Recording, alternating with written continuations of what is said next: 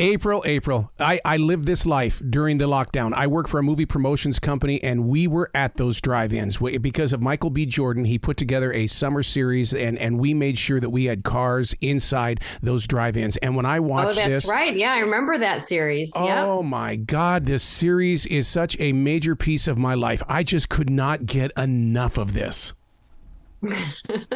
Yeah, well, it's good. I mean, once you go to the drive-in and have that experience, it creates a great memory, and usually people will go back and do it more. So that's part of what I'm trying to bring the attention with this film to, it's in the title, go back to the drive-in.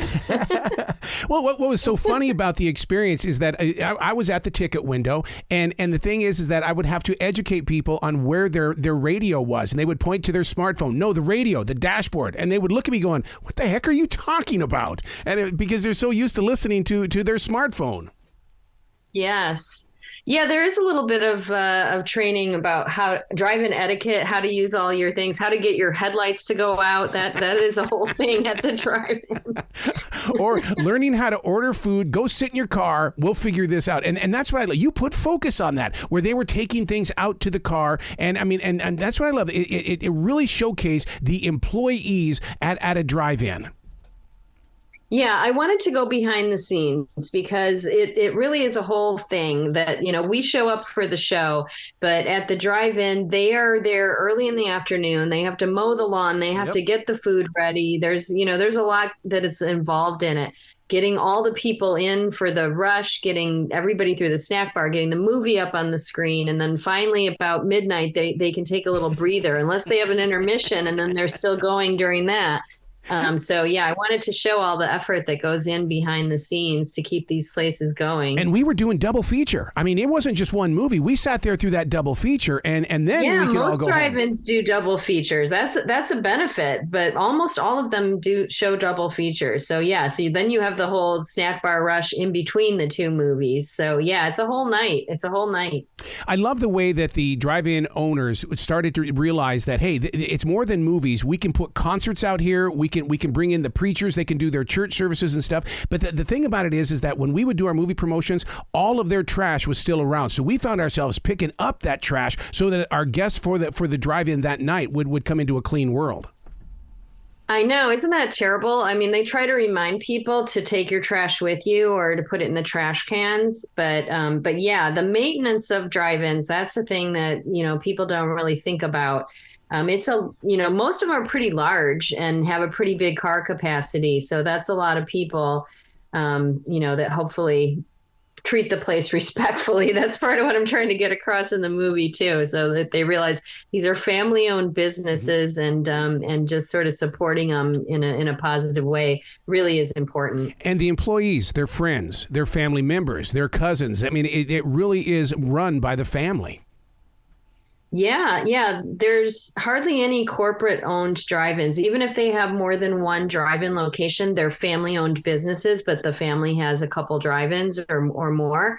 And yeah, I grew up in a family-based business. My family's was a roller rink, and it was very similar. So when I started getting to know drive-in owners, it was the same business. You're still dealing with families, with the public. You still have a snack bar. You're putting on something every night. And I had a lot of empathy for what they do. Speaking of that snack bar, I think one of the biggest changes, and I'm glad that you put focus on it, was that they could get a mixed drink at the snack bar. They had a little mini bar outside.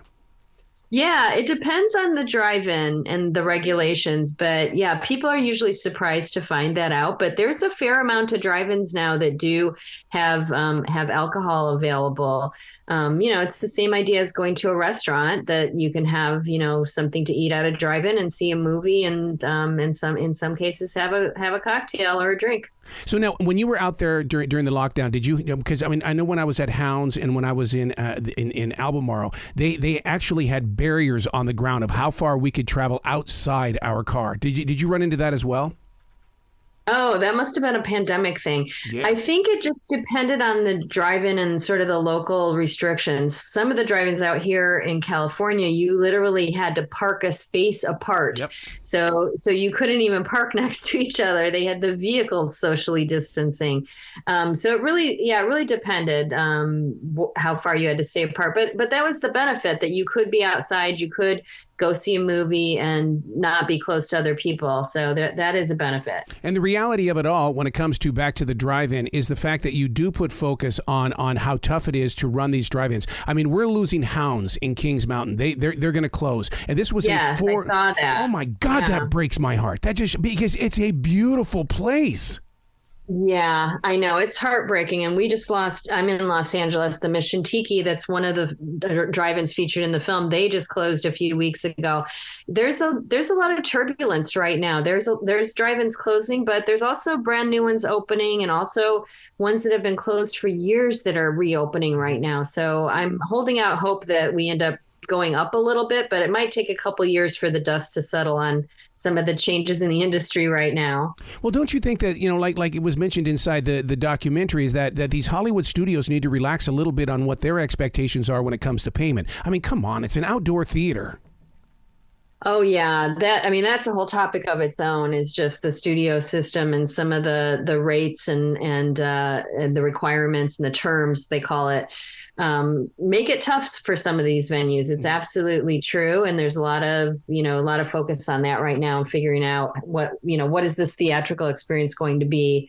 And at least this year, there's a lot more new movies coming out. So that will help everybody. Is it just an everyday thing for a lot of these outdoor theater owners to also have regular movie theaters? Because I know in Baden, North Carolina, that gentleman says, I don't fear anything. He says, if I can't fill up the cars inside this, it's going to be in my regular theater. There's a few like that. Yeah, there's some families have multiple drive-ins. A handful of them have that, but also another handful of them have an indoor theater as well. So yeah, sometimes they're just in the movie exhibition business, and once they get the bug and have one location, they want to get others. Now, one of the things I want the listeners to really pay attention to when they watch Back to the Drive-In, they need to watch the background, especially when you showcase the gate to come into because the businesses that were built around that drive-in, there was always like a McDonald's. There was something that we're going to get these people before they go into that movie theater tonight. Yeah, believe me, that's a strategy, right? That because you're not supposed to bring in outdoor food, because really the bread and butter of the revenue is the snack bar. They don't make that much off the ticket sales. So it is important to not bring your own food in, or if you bring some, also go to the snack bar. That's really one of the most important ways to support the drive-in. But also, most of these drive-ins, when they were built, they were by themselves. They were on the outskirts of the town, and then a lot of the town grew out to the drive-in. So now a lot of them are covered in, they're just, everything's built up all around them. But it wasn't that way when they were built. Which is pretty interesting. What did you personally learn from this journey? Because, I mean, there's a story in every drive-in, and it's like I think you could have turned this into a 12-part series. I probably could, right? You could just go deeper. Well, the thing for me, when I got on the road, and I'm based in Los Angeles, I drove cross country to make this trip, went all the way out to Cape Cod and back. And I thought it would be a different story at each drive-in, depending where they were located, or if they had one screen or 7 screens, or if they were brand new, or if they were really old. I tried to pick a cross section of drive-ins. And after I went to 3 or 4 of them, I realized they're all telling me the same thing. They're all having the same issues. They're all having a hard time getting employees. They're all having, customer issues because they've been cooped up in their house and they don't know how to behave when they go back out into society. And, they were having supply chain problems. They couldn't get popcorn containers, or they couldn't get their nacho cheese. And it was really, I didn't expect that. I thought I would get different stories depending on all these different factors, but nope, it was all the same. And I thought that was really remarkable, how, things are more alike than different. Wow. So where can people go to find out more about you? Because I don't think this journey's over for you. You are too connected to this. Yeah, well, this is my second movie about drive-ins. I made one a decade ago about the whole history of drive-ins and then how they came to be. The movie comes out on VOD March 14th, so it'll be anywhere that you can rent or buy a new movie. And I might, who knows, I might do another one on this topic at some point, or like you said, it could become a multi-part series. That would be fun. I would love to dig into it further.